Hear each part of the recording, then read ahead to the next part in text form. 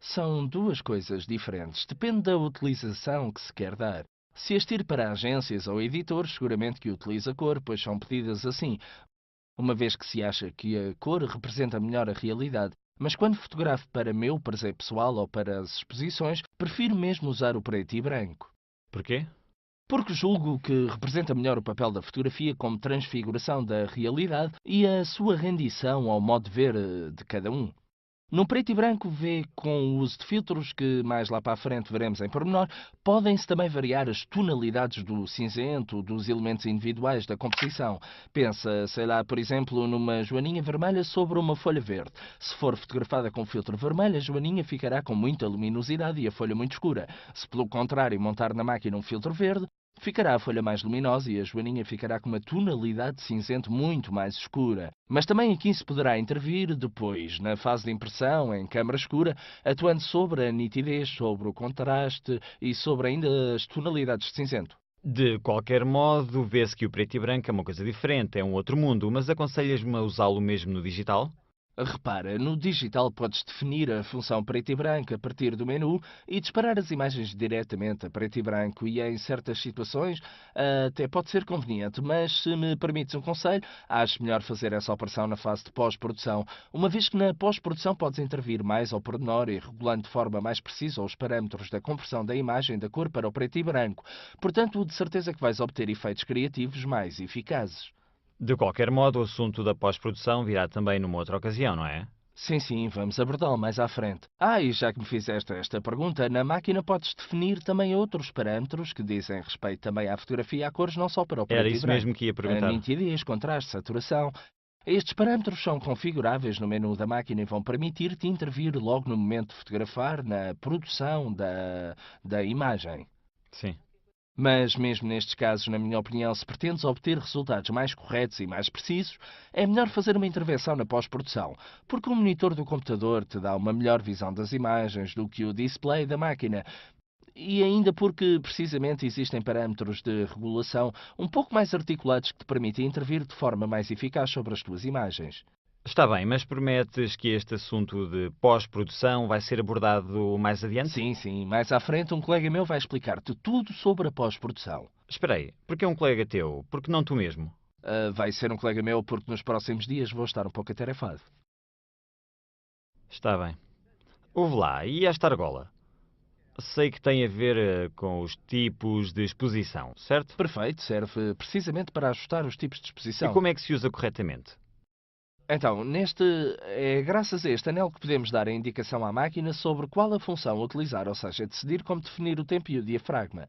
Se definirmos a argola sobre M de manual, decidimos sobre que tempo e que diafragma utilizar e damos a indicação à máquina de como expor a fotografia, decidindo cada elemento individual de exposição, mas utilizando a função A, esta aqui.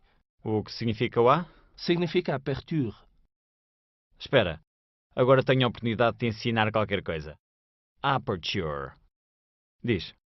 Aperture. Bem, pá, continua.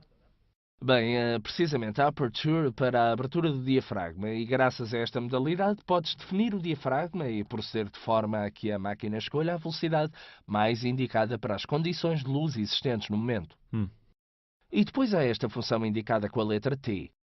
Esta tem a ver com a prioridade dos tempos e funciona como a prioridade dos diafragmas. A única coisa diferente é que neste caso tu defines o tempo e a máquina decide por si qual o diafragma a utilizar com base nas condições de iluminação que encontra. Tanto num como noutro caso, presta atenção porque deves verificar que tempo ou que diafragma a máquina está a definir para evitar fotografias tremidas ou com uma profundidade de campo não adequada ao tema que estás a abordar. Podes dar um exemplo como quando usarias, por exemplo, o T?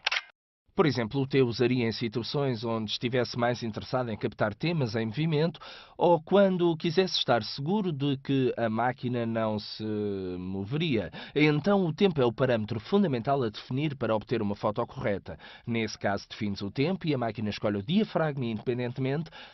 baseando-se nas condições de luz e não vai influenciar a tua fotografia. Assim, em vez de definir a prioridade dos tempos, definires o uso do diafragma. É aconselhável em situações que, por exemplo, numa paisagem desejas uma profundidade de campo muito extensa, então nesses casos defines o diafragma e não ligas ao tempo, uma vez que os temas estão todos parados. Em relação ao P, esta outra letra que encontras aqui atrás serve para definir a função do programa. Quer dizer, a máquina, nesta função, escolhe autonomamente o tempo e o diafragma a definir, regulando-se apenas pelo exposímetro. O resto, deixas que a máquina faça tudo sozinha. Sim, mas assim não corro o risco de obter fotos erradas. Por exemplo, a máquina não sabe se eu estou a fotografar uma criança que corre ou uma paisagem onde... Sim, é precisamente aí que está o problema. Utilizando a função Program, não podes dar indicação à máquina sobre que tipo de tema estás a fotografar. De qualquer modo, em muitas máquinas, vê mesmo nesta, na argola encontras outros símbolos. Pois, o que são? São funções de exposição puramente indicadas para um determinado tipo de fotografia. Vê lá, existem símbolos que indicam o tipo de fotografia. Por exemplo, paisagem, retrato ou então a fotomacro.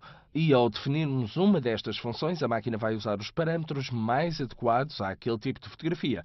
Por exemplo, se fotografarmos uma paisagem e escolhermos a função de paisagem, a máquina vai procurar utilizar diafragmas o mais fechados possível, de forma a estender a profundidade de campo. Mas se estivermos a fotografar um acontecimento esportivo e definirmos a função Sport, a máquina vai procurar utilizar tempos rápidos para captar temas em movimento, deixando para segundo plano a escolha do diafragma. Nunca te disse que joguei futebol americano durante 16 anos? Não. Sim, mas joguei. Então, quando me queres tirar uma foto fazendo assim, ou jogar basquete, hein? Sim, Anthony.